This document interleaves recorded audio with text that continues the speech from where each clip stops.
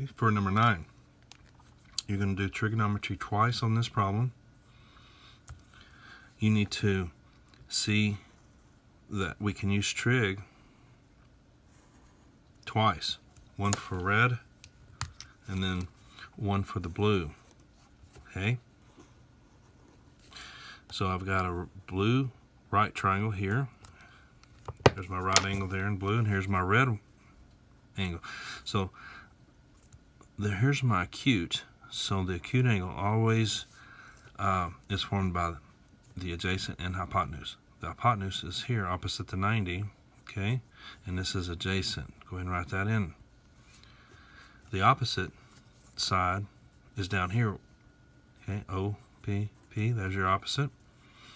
So what you're going to have to do on this problem is find hypotenuse, because we need this side length here because we need to find x, and we have an acute angle, we just need another side, and we can get that by finding the hypotenuse.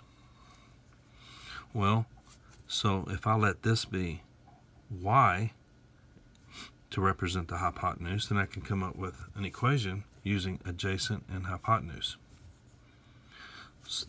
Okay, adjacent and hypotenuse. You should know by now that that's cosine. Okay, 45 degrees. That's going to equal adjacent divided by hypotenuse. 10 over y, comma y, menu 3, 1 that, find y.